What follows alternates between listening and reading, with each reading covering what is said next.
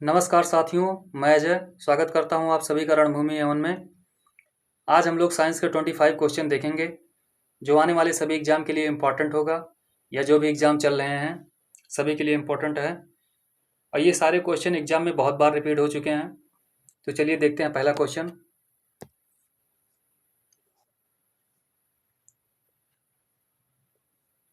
हमारा पहला क्वेश्चन है, एक पारसेक तारों संबंधित दूरियां मापने का मात्रक बराबर है। तो बताइए एक पारसेक कितने प्रकाश वर्ष के बराबर है। तो हमारा राइट आंसर हो जाएगा, देखिए हर क्वेश्चन पे आपको 5 सेकंड दिया जाएगा और लास्ट में कमेंट कर बताना है आपको कितने क्वेश्चन सही कर पाए। तो हमारा राइट आंसर हो जाएगा बी 3.26 यानी 3.26 प्रकाश वर्ष होगा। इसमें कुछ पॉइंट और नोट कर लीजिए। एक पारसेक बराबर कितना होता है, एक पारसेक बराबर होता है 3/10⁻16 मीटर, यानी 3 × 10⁻16 मीटर होता है एक पारसेक बराबर। और इसमें और नोट कर लीजिए, एक प्रकाश वर्ष बराबर कितना होता है, यह हमेशा कोई एग्जाम में पूछता रहता है। एक प्रकाश वर्ष बराबर होता है 9.46 × 10⁻15 मीटर, यानी 9.46 × 10⁻15 मीटर, 10⁻15 मीटर। चलिए अगला क्वेश्चन देखते हैं। अगला क्वेश्चन है, वायु की गति निम्नलिखित के द्वारा मापी जाती है। तो बताइए इसका राइट आंसर क्या हो जाएगा। तो हमारा राइट आंसर हो जाएगा सी एनीमोमीटर। तो वायु की गति किससे मापते हैं, एनीमोमीटर से। इसमें और देख लीजिए बैरोमीटर दिया है, इससे क्या मापा जाता है, इससे वायुमंडलीय दाब मापते हैं।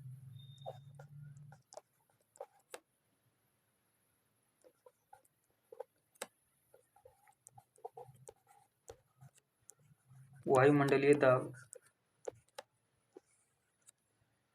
और इसमें दिया है हाइड्रोमीटर। हाइड्रोमीटर से मापते हैं द्रव या जल के घनत्व को।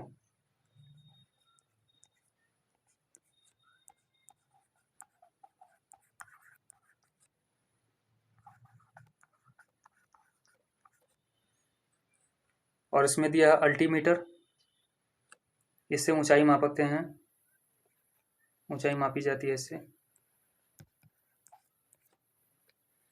चलिए आगे देखते हैं।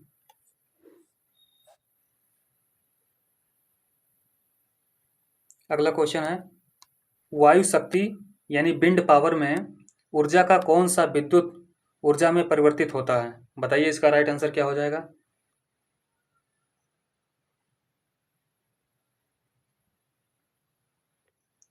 तो हमारा राइट आंसर हो जाएगा ए गतिज ऊर्जा। चलिए आगे देखते हैं।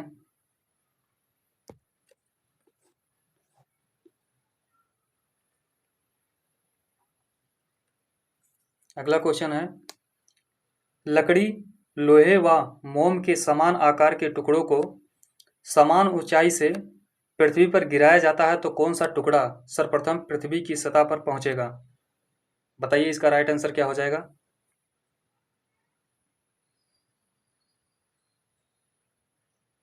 तो इसका राइट आंसर हो जाएगा डी, सभी एक साथ पहुंचेंगे। देखिए इसमें क्वेश्चन में वायु की बात नहीं किया है, यानी वो निर्वात में गिरा रहा है, तो निर्वात में सभी का भार सेम होगा, इसीलिए वो समान एक साथ पहुंचेंगे पृथ्वी पर। चलिए अगला क्वेश्चन देखते हैं। अगला क्वेश्चन इसी से संबंधित है। अगला क्वेश्चन है, हवा में लोहे और लकड़ी की समान भार की गेंद को समान ऊंचाई से गिराने पर डैश। बताइए इसका राइट आंसर क्या हो जाएगा।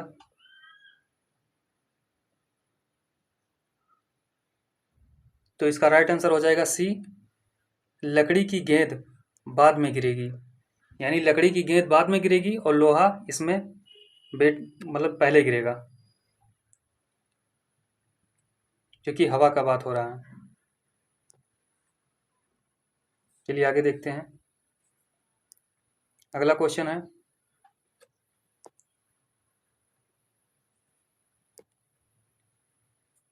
प्रकाश का वेग अधिकतम होता है, तो बताइए इसका राइट आंसर क्या हो जाएगा। प्रकाश का वेग किसमें अधिकतम होता है?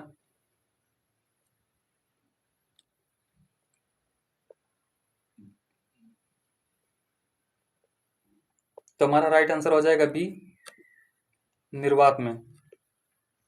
तो देखिए निर्वात में प्रकाश का वेग कितना होता है, तो निर्वात में होता है 2.99 गुणे 10⁸ मीटर प्रति सेकेंड। इसमें और भी देख लीजिए, हीरे में कितना होता है प्रकाश का वेग? हीरे में होता है 1.24 × 10⁸ मीटर प्रति सेकेंड। आगे देख लीजिए, पानी में होता है 2.26 × 10⁸ मीटर प्रति सेकेंड। आगे देखिए, हाइड्रोजन में देख लीजिए, हाइड्रोजन में होता है 2.98 × 10⁸ मीटर प्रति सेकेंड। सारे नोट कर लेना, सभी इंपॉर्टेंट है। चलिए अगला क्वेश्चन देखते हैं। अगला क्वेश्चन है, रमन प्रभाव का प्रकाश की उन किरणों से संबंध है जो आर पार जाती हैं। बताइए इसका राइट आंसर क्या हो जाए, कौन सा हो जाएगा?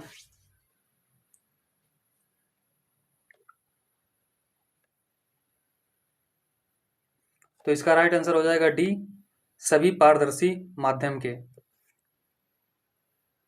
चलिए अगला क्वेश्चन देखते हैं।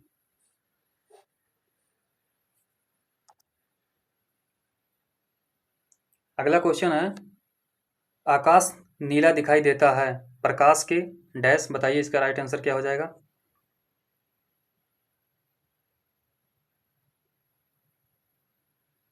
तो इसका राइट आंसर हो जाएगा डी, प्रकाश के प्रकीर्णन के कारण होता है, नीला दिखाई देता है। चलिए आगे देखते हैं। अगला क्वेश्चन है, दाढ़ी बनाने के लिए काम में लेते हैं, तो बताइए इसमें कौन सा दर्पण प्रयोग में आता है दाढ़ी बनाने के लिए?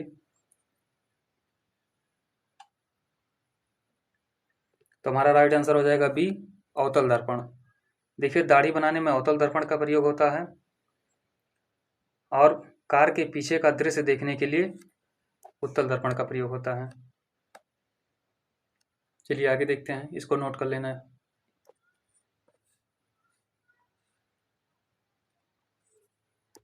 अगला क्वेश्चन है, दोपहर के 12 बजे किस दिशा में इंद्रधनुष दिखाई देता है? बताइए इसका राइट आंसर क्या हो जाएगा?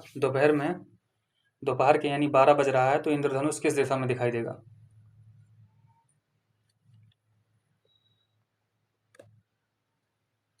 तो इसका राइट आंसर हो जाएगा डी, यह नहीं जो है देख सकते हैं, या नहीं देख सकते हैं। तो देखिए दोपहर में इंद्रधनुष नहीं दिखाई देगा, क्योंकि इंद्रधनुष जब भी दिखाई देता है वो सूर्य के अपोजिट दिखाई देता है। तो दोपहर के 12 बजे सूर्य सीधे सिर के ऊपर होता है, और इंद्रधनुष हमेशा सूर्य की दिशा के विपरीत दिशा में दिखाई देता है, इसीलिए वो दिखाई नहीं देगा। अगर सुबह का समय होता है, सुबह सूर्य पूरब से निकलता है, तो इंद्रधनुष पश्चिम में दिखाई देगा। और अगर शाम का समय रहेगा, शाम को सूर्य अगर पश्चिम में रहेगा, तो इंद्रधनुष पूरब में दिखाई देगा। वैसे ज़्यादातर तो सुबह या शाम को दिखाई देता है, मगर दोपहर 12 बजे तो नहीं दिखाई देगा। चलिए अगला क्वेश्चन देखते हैं।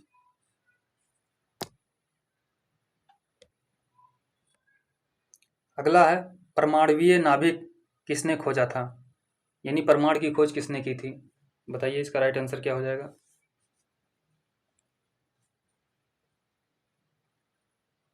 तो इसका राइट आंसर हो जाएगा ए, रदरफोर्ड। तो रदरफोर्ड ने परमाणु की खोज की थी, और कब की थी, इसको नोट कर लेना, 1911 में की थी। और न्यूट्रॉन की खोज किसने किया था, तो ये किए थे चैडविक, न्यूट्रॉन की।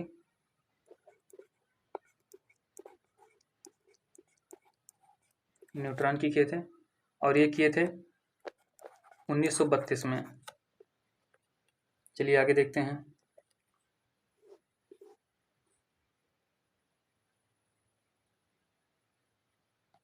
अगला क्वेश्चन है, ऊंचाई की जगहों पर पानी 100 सेंटीग्रेड के नीचे के तापमान पर क्यों उबलता है? बताइए इसका राइट आंसर क्या हो जाएगा।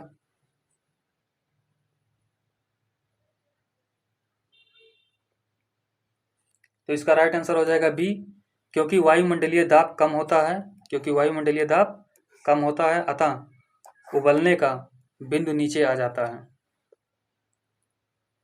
चलिए अगला क्वेश्चन देखते हैं।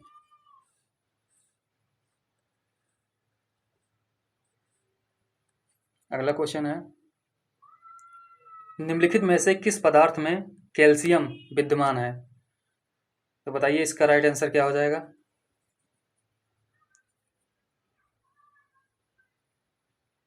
तो इसका राइट आंसर है सी, जिप्सम। तो देखिए जिप्सम में कैल्शियम विद्यमान होता है, और इसका रासायनिक सूत्र कितना होता है, देख लीजिए क्या होगा। इसका सूत्र, रासायनिक सूत्र होता है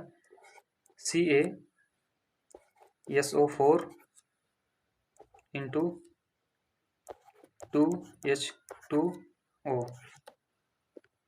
एक कैल्शियम सल्फेट होता है, कैल्शियम सल्फेट जिप्सम में विद्यमान होता है। इसमें दिया है सेकंड ऑप्शन नीलम, इसको रूबी भी कहते हैं। इसका रासायनिक सूत्र होता है, इसका सूत्र होता है AAl2O3। चलिए आगे देखते हैं।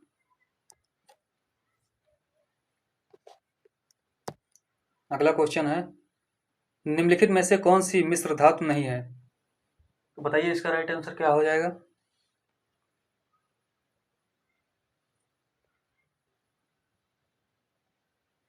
तो इसका राइट आंसर हो जाएगा डी, तांबा। तांबा मिश्र धातु नहीं है। चलिए अगला क्वेश्चन देखते हैं। अगला क्वेश्चन है, हाइड्रोजन को जलाने से क्या बनेगा? तो बताइए इसका राइट आंसर क्या हो जाएगा। तो इसका राइट आंसर हो जाएगा सी, हाइड्रोजन को जलाने से पानी बनता है, जल। देखिए हाइड्रोजन बिना हवा की उपस्थिति में नहीं जल सकती, ठीक है। यदि हवा की उपस्थिति में हाइड्रोजन को जलाया जाएगा तो वह ऑक्सीजन के साथ प्रतिक्रिया करके जल का निर्माण करेगी, इसीलिए हवा को, हाइड्रोजन को जलाने से पानी का निर्माण होता है। चलिए आगे देखते हैं। अगला क्वेश्चन है, शक्कर के किण्वन से क्या बनता है? बताइए इसका राइट आंसर क्या हो जाएगा।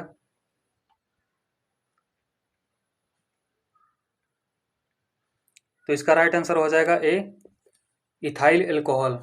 तो शक्कर के किण्वन से इथाइल एल्कोहल बनता है।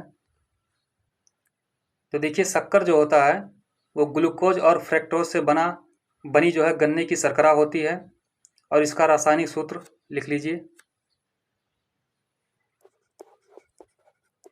इसका रासायनिक सूत्र होता है C12H22 शक्कर का, और O11। चलिए आगे देखते हैं। अगला क्वेश्चन है, शहद का प्रमुख घटक है, बताइए इसका राइट आंसर क्या हो जाएगा।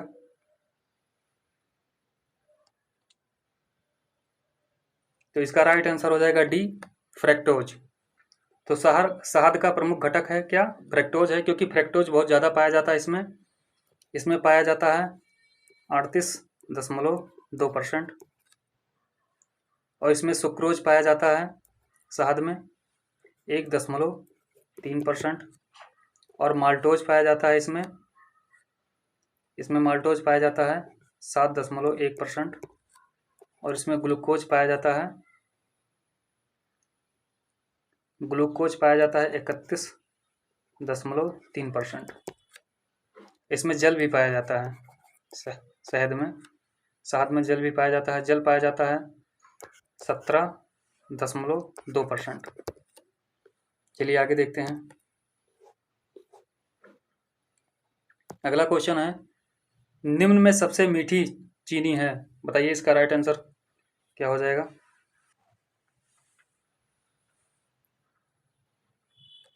तो इसका राइट आंसर हो जाएगा बी, फ्रैक्टोज।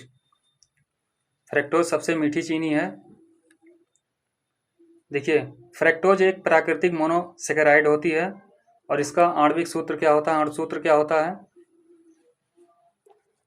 इसको भी नोट कर लीजिए। इसका अणुसूत्र होता है C6H12O6, और यह प्राकृतिक में पाई जाने वाली सबसे मीठी शर्करा है, इसको भी नोट कर लेना। चलिए आगे देखते हैं। अगला क्वेश्चन है, अपमार्जक यानी डिटर्जेंट क्या है, बताइए इसका राइट आंसर क्या हो जाएगा।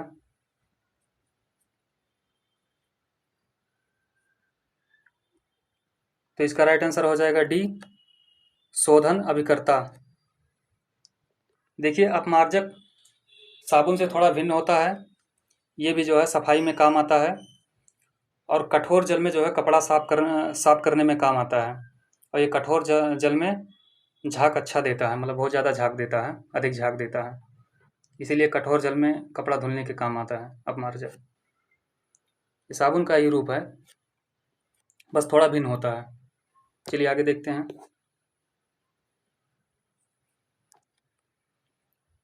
निम्नलिखित में से कौन सा एक शाकनाशक का उदाहरण है, बताइए इसका राइट आंसर क्या हो जाएगा।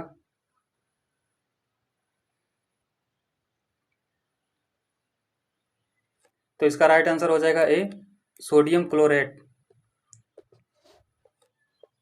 तो देखिए, शाकनाशक एक ऐसी रसायन होती है जिसका प्रयोग कृषि क्षेत्र में खरपतवारों को नष्ट करने के लिए किया जाता है, और इसका सूत्र भी लिख लीजिए, बहुत इंपॉर्टेंट है, ये भी एग्जाम में पूछता है। NaClO3।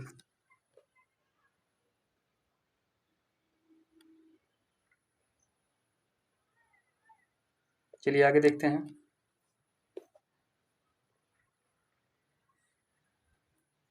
अगला है, पैडोलॉजी निम्न वैज्ञानिक अध्ययन से संबंधित है, तो बताइए पैडोलॉजी किससे संबंधित है, किस अध्ययन से। तो हमारा राइट आंसर हो जाएगा सी, मिट्टी से। चलिए अगला क्वेश्चन देखते हैं।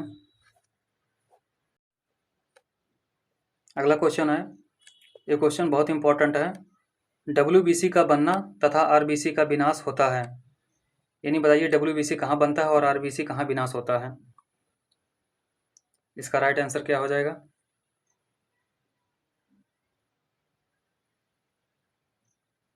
तो इसका राइट आंसर हो जाएगा बी, प्लीहा में।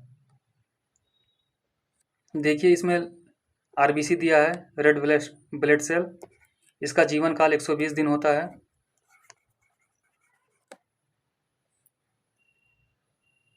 और देखिए इसमें RBC का तो विनाश प्लीहा में होता है, और WBC कहाँ बनता है, प्लीहा में बनता है।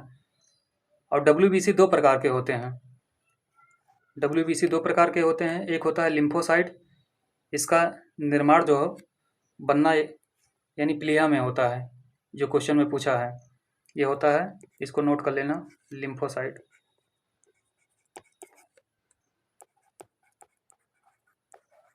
तो लिम्फोसाइट्स होता है, लिम्फोसाइट।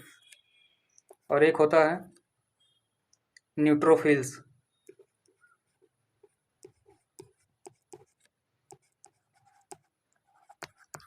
न्यूट्रोफिल्स होता है, इसका निर्माण अस्थिमज्जा में होता है, इसको नोट कर लेना, नीचे लिख दे रहे हैं यहाँ।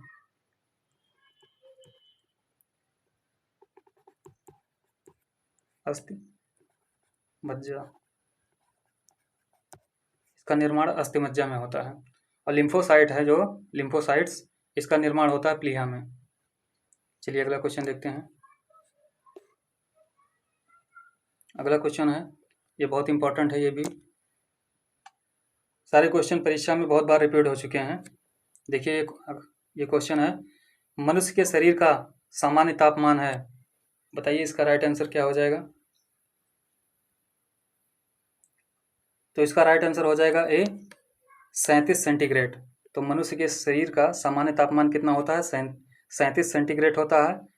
और कभी कभी इसमें फ़ारेनहाइट पूछ लेता है, तो कितना हो जाएगा इसको भी नोट कर लीजिए, 98.6 फ़ारेनहाइट।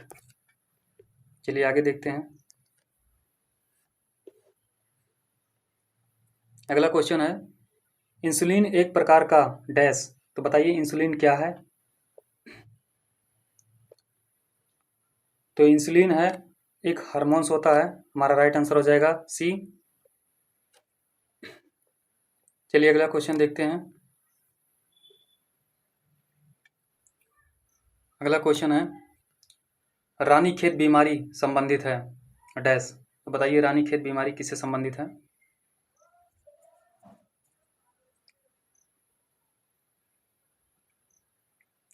तो हमारा राइट आंसर हो जाएगा डी, मुर्गियों से। तो रानीखेत बीमारी मुर्गियों से होती है। चलिए अगला क्वेश्चन देखते हैं। अगला क्वेश्चन है, खसरा की बीमारी होती है डैश, तो बताइए खसरा किस बीमारी से होती है। वायरस है कि जीवाणु है, कवक है, बताइए इसमें से क्या कौन सा राइट आंसर हो जाएगा। इसको कमेंट सेक्शन में बताना है आपको। और यह वीडियो कैसा लगा कमेंट करके ज़रूर बताना। वीडियो को प्यार देने के लिए लाइक करिए, ज़्यादा से ज़्यादा शेयर करिए, और जो लोग चैनल पर नए हों चैनल को सब्सक्राइब करिए। चलिए मिलते हैं अगले वीडियो में। जय हिंद।